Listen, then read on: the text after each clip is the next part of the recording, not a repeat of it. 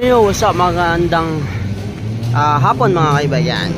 May maintenance may papa-maintenance na mapupunta tayo mga kaibigan. Ito mga kaibigan, ng ating RK03B2.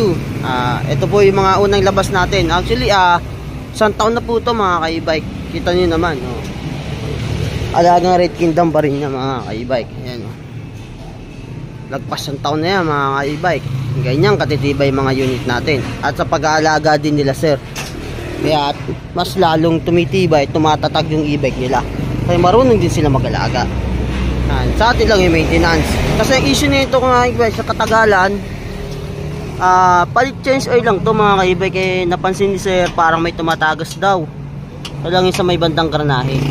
Kaya ang gagawin po natin, babaklasin po natin yung motor, pati yung sa may bandang karanahe, para lagyan po natin ng gasket para sa gayon hindi na po siya tumagas. Ito po. Yan, tapos overall check up na rin to mga kaibay, para kung sakaling may possible na pwedeng palitan, pwede pang masira soon, handa si sir at kung anong mga pyesa na dapat palitan. Yan. Ito po tayo mag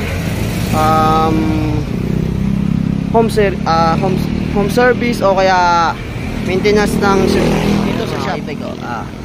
Lakas ng tulo. Yan. Lakas ng tagas. Yan. Ayan ang lalagyan natin ng gasket mamaya. Tapos sabay change oil rin kasi tumagas yung langis niya. Kulitim na rin naman yung langis niya. Ipapalitan na rin po natin yan. Mga kaibigan. Lalagyan na po natin ng langis. Yan. Tapos na po natin linisin yung ano niyan. Yung sa labas natin, yung mga pinagtalsikan ng langis, yung pinagtagasan ng langis, linisin po natin, silagyan po natin ng gasket. Yan. Lalagyan na po natin ng langis ngayon. Tapos tetestingin na po natin yan. Tapos check natin mga ilaw, brake, yan, para di sayang yung punta nila sir.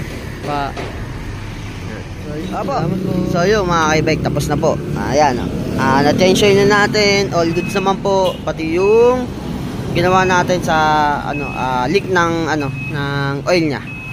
Ayan. And overall check na rin natin to mga kaibike. Change oil.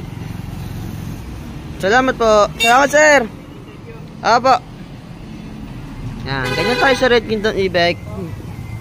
Hanggat kaya natin gawin ngayong araw, gagawin na natin para wala nang problema si sir. Yan po. Salamat po sa pagtitiwala sa Red Kingdom e-bike.